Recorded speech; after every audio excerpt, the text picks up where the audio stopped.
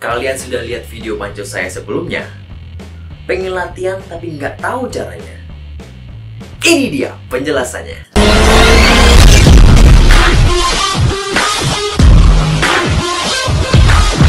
Seharusnya pakai meja panco, tapi karena saya nggak punya meja panco, saya pakai ini sebagai perumpamaan meja panco. Di sini saya ada pipa sebagai garis tengah. Pipa, oke. Ingat ya kayak gini ya. Posisinya adalah seperti ini, oke? Kayak gini ya. Jikalau genggaman tangan kamu di daerah tengah meja, ini adalah posisi starting awal, ya.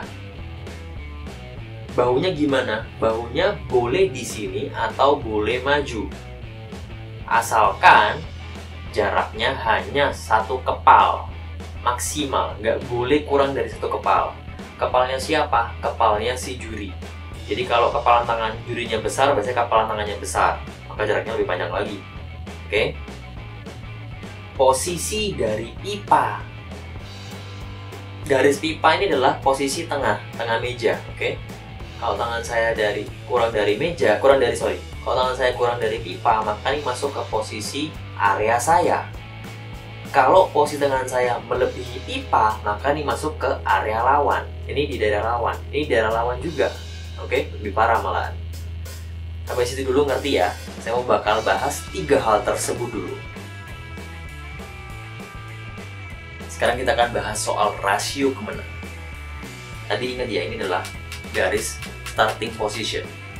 Kalau tangan kamu berada di center, di garis starting position, maka kemungkinan besar adalah 50-50, 50-50. Menang 50%, kalah 50%. Jikalau genggaman tangan kamu berada di area lawan, kemungkinannya adalah kamu menang hanya 30%, kamu kalah 70%. Sedangkan jika tangan kamu berada pada area kamu, maka kemungkinan kamu menang adalah 70% dan kalah 30%.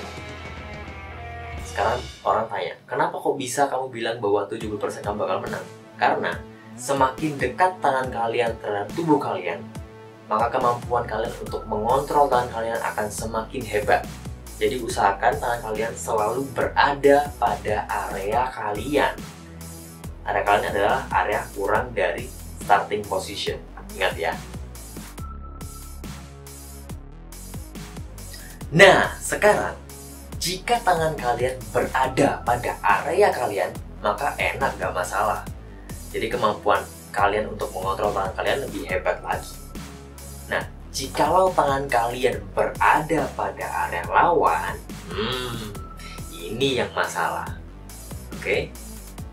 Karena tadi berhubungan dengan rasio kemenangan.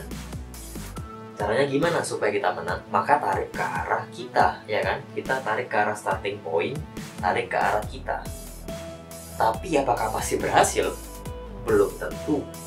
Karena ada 3 kemungkinan di situ. Yang pertama, kamu dari sini ya, tarik ke arah badan kamu, mulus, smooth, nggak masalah, enak, kamu lebih kuat daripada musuh kamu, no problem. Kemungkinan kedua adalah back, bicep sama forearm kamu kuat, tetapi pergelangan tangan kamu nggak kuat. Jadi gimana? Jadinya begini, jadinya begini tangannya ke depan. Dan waktu posisi kamu kayak gini, kamu berusaha buat ngongkek kayak gini, itu berat banget untuk kayak gini tuh, gak gampang. Oke? Kemungkinan ketiga ini ya. Oke. Back sama bicep kamu kuat, tapi forearm sama pergelangan kamu gak kuat. Apa jadinya? Kan kamu rotasi, men. Jadi, muter kamu, nih. Muter kamu. Kalau kayak gini, kemungkinan kalahnya lebih besar lagi. Jadi, jangan sampai kamu di posisi begini ataupun begini. Nah, itulah mengapa saya latihan panco kayak kemarin untuk mengurangi kesalahan Anda waktu kayak gini. Maka kita melakukan latihan front load dynamic dan front load static. Untuk mengurangi kemungkinan tangan kita rotasi seperti ini, kita menggunakan side load dynamic dan side load static. Caranya bagaimana? Ini Sekarang kita akan membicarakan front load dynamic. Jika front load dynamic kalian kuat, maka pergelangan tangan kalian akan selalu lurus setiap saat.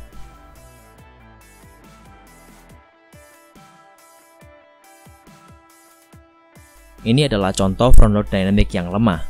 Saya sudah berusaha untuk mengunci otot saya agar lebih kuat untuk mengangkat, tapi begitu sampai di atas dan turun ke bawah, tangan saya akan berotasi ke arah depan pergelangan tangannya, seperti lingkaran merah pada gambar berikut.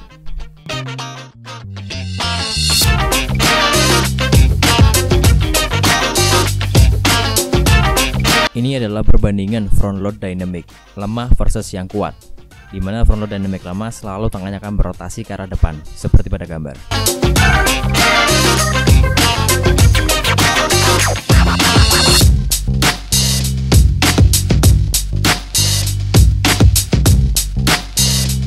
Side load dynamic. Caranya adalah lingkarkan sabuk ke tengah telapak tangan kalian.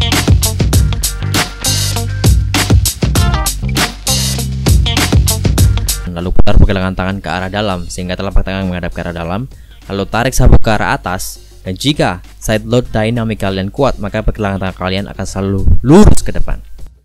Jika side load dynamics kalian lemah, maka pada saat kalian mengangkat sabuk tidak akan terjadi apa-apa. Pada saat kalian menurunkan sabuk, maka pergelangan tangan kalian akan otomatis berotasi ke arah luar seperti pada gambar lingkaran berikut.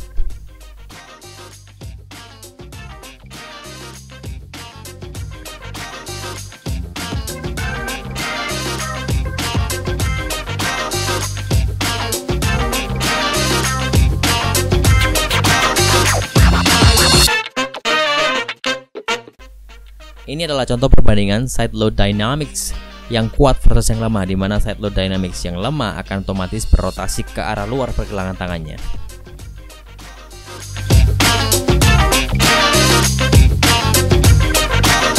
Jadi, front load dynamic dan side load dynamic ini memiliki konsep dasar yang sama, yaitu dibagi menjadi beberapa level. Level 1, 2, 3. Kalau front load dynamic kemarin 1 sampai 4. Tapi saya bagi rata jadi 3 semua. Oke? Semakin kecil levelnya, maka jaraknya akan semakin panjang dan beban yang bisa diangkat akan semakin ringan. Gitu ya. Dan semakin besar levelnya, maka jarak semakin pendek dan beban yang bisa diangkat akan semakin besar. Kenapa seperti itu? Karena begini. Posisi level 1 latihannya. Posisi jarak antara genggaman tangan dengan bahu panjang. Jaraknya panjang. Dan posisi ototnya adalah full stretching. Jadi stretchingnya full. Lalu kamu tarik sampai posisinya, kamu kontraksi maksimal. Ini butuh usaha yang besar. Sedangkan level yang lebih besar, posisinya adalah kamu jarak antara genggaman tangan dengan bahu itu sudah pendek, jadi ototnya sudah kontraksi. Kalau sudah kontraksi, mau kontraksi maksimal, tidak butuh usaha besar, maka kita bisa angkat beban yang berat di sini. Sekarang pertanyaannya adalah, jikalau saya sudah sampai level 4, berarti saya nggak butuh level 1? Nggak begitu. Karena posisinya sebegini. Posisi tangan kamu berada di area lawan, itu kamu bukan cuma pengen menarik ke arah kamu loh, kamu juga menahan tangan lawan kamu. Supaya apa? Supaya tangan kamu nggak jatuh lebih dalam lagi. Nah, posisi menahan tangan lawan itu adalah posisi level 1. Kamu narik dari posisi tangan kamu berada di area lawan ke starting position, itu kamu masuk ke level 2. Dan dari starting position kamu berusaha narik ke area kamu, itu masuk ke level 3. Jadi mengerti ya, kita butuh level 3, kita butuh level 2, kita butuh level 1. Kita butuh semua level itu. Ada lagi pertanyaan kedua. Jikalau tadi saya bilang kalau tangan kamu berada di daerah kamu, berarti kemungkinan besar kamu bakal menang 70%. Apakah akan selalu seperti itu? Belum tentu. Kalau rotasi tangan lawan kamu kuat, kamu bisa begini juga loh, di daerah kamu sendiri. Dan kamu juga bisa begini di daerah kamu sendiri.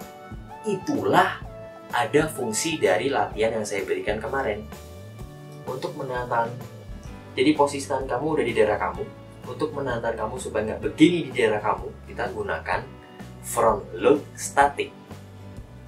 Supaya tangan kamu tidak berotasi seperti ini di daerah kamu, kita gunakan side load static.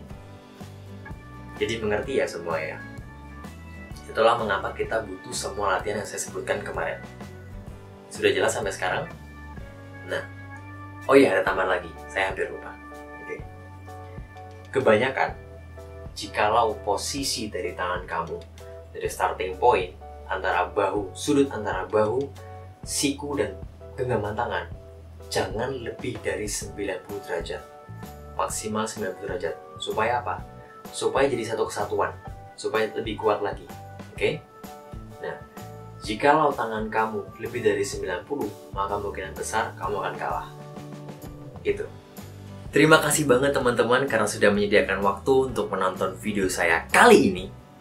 Jangan lupa buat like, komen, dan juga subscribe. Karena satu subscribe dari kalian sangat berarti bagi saya. Membantu saya menjadi lebih semangat untuk membuat video-video yang jauh lebih berkualitas. Dan saya akan sangat berterima kasih kepada kalian kalau kalian berkenan untuk membagikan video ini kepada kerabat, teman-teman, saudara-saudara kalian yang lain. Dan jangan lupa pantengin terus channel Mampus Kalamak, karena di next video berikutnya kita akan bahas soal kiat-kiat lulus UNAS. Loh, bukan.